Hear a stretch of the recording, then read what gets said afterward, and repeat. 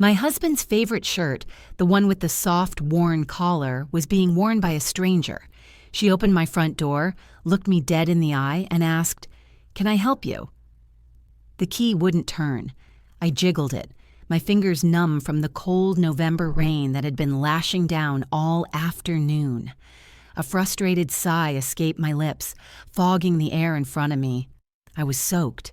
My anniversary gift for Mark clutched in a paper bag that was rapidly disintegrating, and all I wanted was to get inside, slip into a hot bath, and wait for my husband to come home. We'd agreed to meet at the house at 6 for our anniversary dinner, but I'd managed to get off work early and wanted to surprise him. I tried the key again. Nothing. It felt like the deadbolt was engaged from the inside, which was impossible. Mark wasn't supposed to be home for another 2 hours. My heart gave a little flutter of unease. I pressed the doorbell, the familiar chime sounding strangely alien through the thick wood of the front door. I waited, shivering, listening to the rain drum on the porch roof. Footsteps padded on the hardwood floor inside, slow and unhurried. Not Mark's heavy tread, my brow furrowed. Maybe he'd hired a cleaner without telling me? The door swung open and my world tilted on its axis. Standing there was a woman. She was younger than me, maybe late 20s, with blonde hair tied up in a messy bun. But that wasn't what made the air rush from my lungs. It was what she was wearing. She was wearing Mark's favorite gray Henley, the one with the soft, worn collar that I loved so much. It hung loosely on her frame, a flag of intimacy planted in the heart of my home. She looked at me with a polite, questioning smile. "Can I help you?" she asked, her voice light and musical. I couldn't speak. My brain was a frantic scramble of mismatched puzzle pieces. Who was this woman? And why was she looking at me like I was a stranger selling cookies door to door? I live here," I finally stammered, my own voice sounding thin and weak.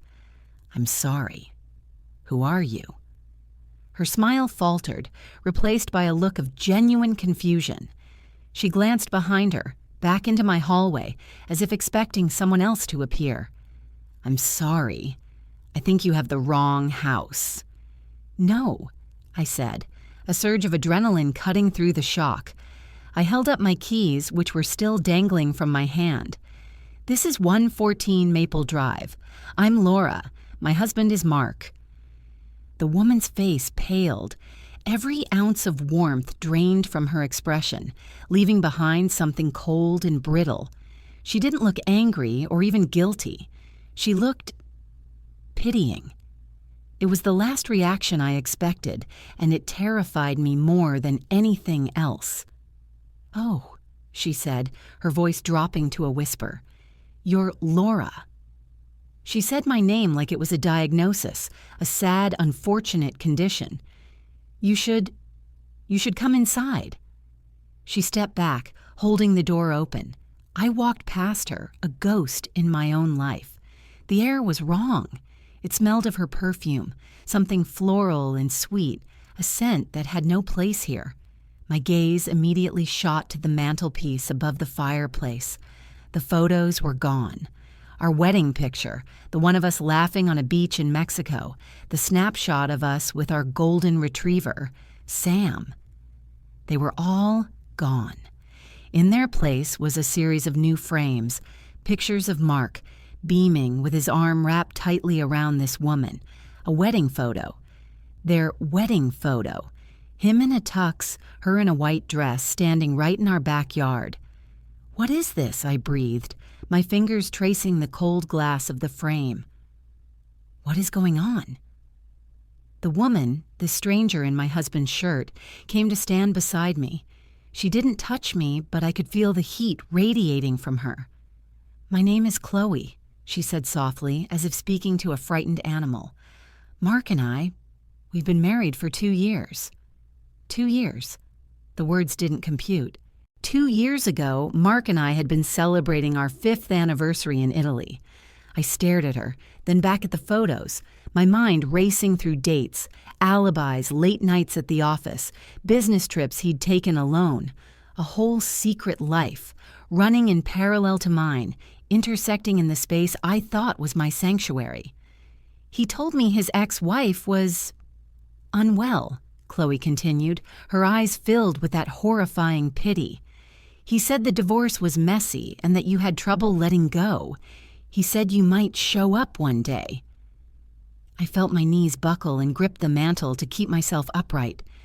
"We're not divorced," I whispered, the words catching in my throat. "Today is our 7th anniversary."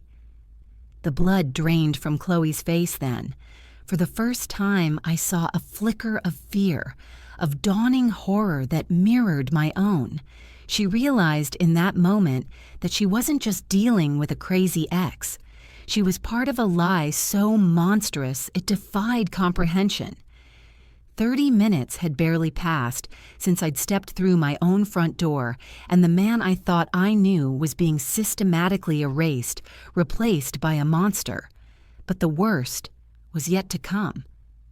Chloe's eyes darted towards Mark's home office, a sudden, terrible understanding dawning on her face. "There's something else," she said, her voice trembling. "He made me promise not to look. A box. He said it was insurance, in case you ever found out." She started walking towards the office, a moth drawn to a flame, and I followed, my feet moving on their own.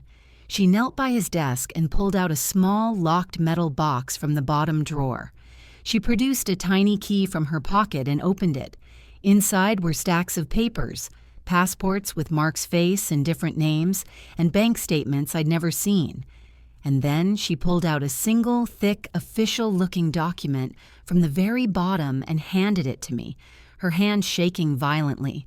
"I don't think you understand the kind of man we're married to," she whispered, her eyes wide with terror. "Look at the date on this." I looked down at the paper in my hands. It was my own death certificate, and it was dated for next Tuesday. The paper shook in my hand, the crisp edges vibrating with the tremor that had seized my entire body. Death certificate. My name was typed in neat black letters, Laura Ann Peterson. The cause of death was listed as accidental fall. The date of death was 6 days from now. A wave of nausea rolled through me, so powerful I had to brace myself against Mark's, "No, their desk." My own home had become a crime scene, and I was the future victim. "He was going to kill you," Chloe whispered, her voice ragged with disbelief and horror. She stared at the document, then at me, her blue eyes wide and swimming with a terror that perfectly mirrored my own. In that instant, she wasn't the other woman, the homewrecker. She was the only other person on the planet who understood the chilling reality I'd just been handed. We were two strangers bound together by the terrifying truth of the man we had both, somehow married.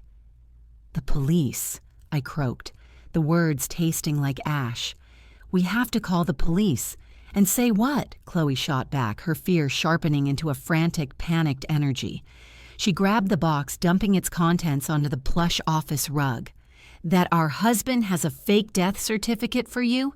They'll think we're crazy. He told me he's laid the groundwork for months, telling our friends, my family, that you were unstable, that you were harassing him. He'll twist it. He'll say you printed it yourself to frame him." She was right. The meticulous cruelty of it all was breathtaking. He hadn't just built a second life. He'd built a firewall around it, with my sanity as the first line of defense to be discredited. My mind spun, trying to catch up. The business trips where his phone was always off. The new private credit card he'd said was for work expenses. The way he'd been subtly isolating me from my friends, telling me they didn't understand the pressure he was under. It was all part of the plan. "What's all this?" I asked, kneeling beside her and pointing to the other passports. Mark's face stared back from each one, but the names were different. David Miller, Thomas Cole, Jonathan Reed.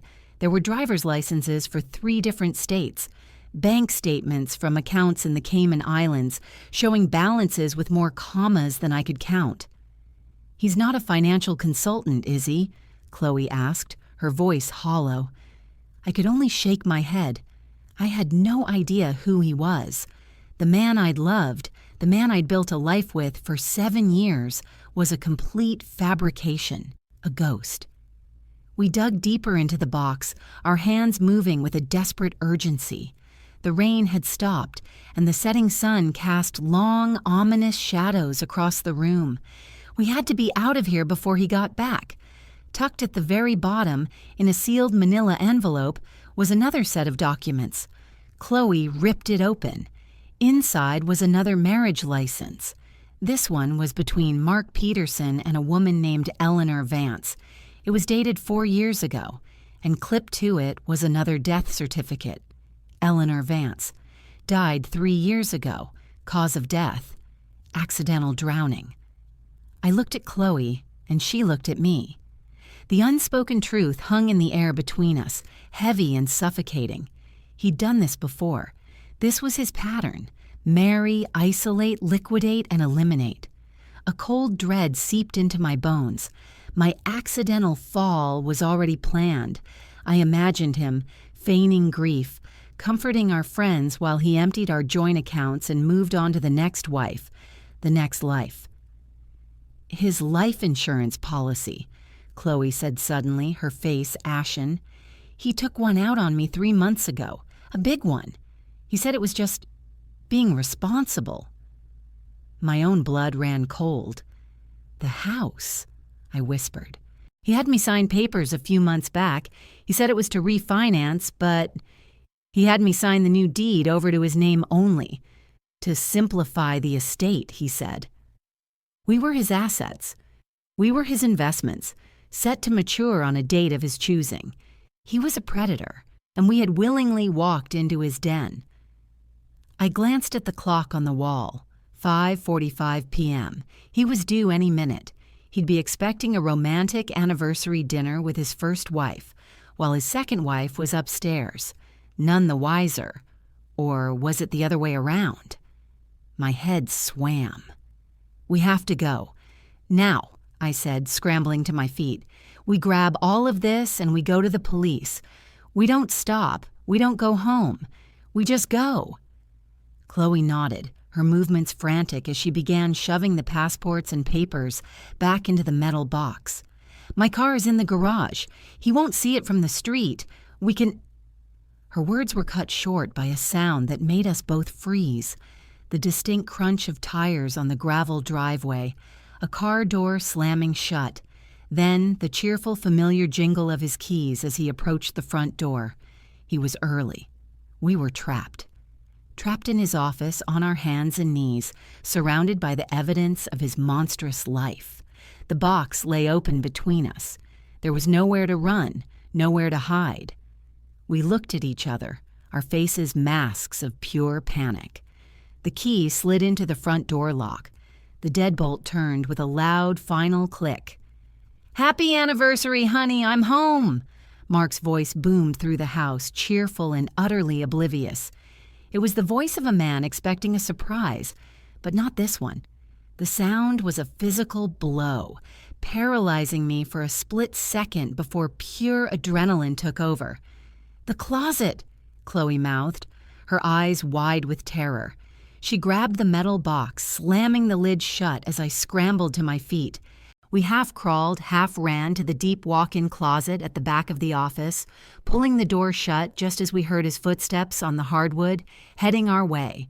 We huddled together in the darkness, surrounded by the scent of his expensive suits and my own suffocating fear. The latch didn't click fully. A tiny millimeter-wide crack of light was our only view into the room. Through the crack, I saw him enter the office. He looked exactly as he had when he'd left this morning, handsome, smiling, a bouquet of my favorite lilies in his hand, a monster in a bespoke suit. He placed the flowers on the corner of the desk, then frowned, his eyes scanning the room. My heart hammered against my ribs, so loud I was sure he could hear it. I could feel Chloe beside me, holding her breath, her body trembling. His gaze fell on the rug. One lone piece of paper, a Cayman Islands bank statement, had escaped the box and lay starkly on the floor. His smile vanished. His entire posture changed, the easygoing charm dissolving into something sharp and dangerous. He crouched, snatched the paper, and his head whipped around, his eyes like chips of ice as he scanned the room again, no longer just looking but hunting. His eyes locked onto the closet door, onto the tiny crack that wasn't quite shut. He knew. I didn't think. I acted. While his attention was fixed on the door, I fumbled in my purse, which I'd thankfully slung over my shoulder.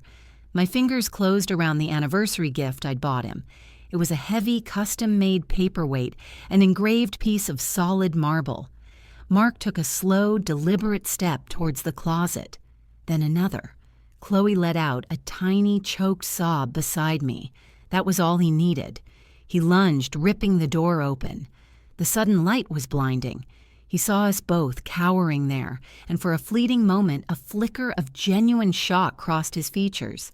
Then it hardened into pure, murderous rage.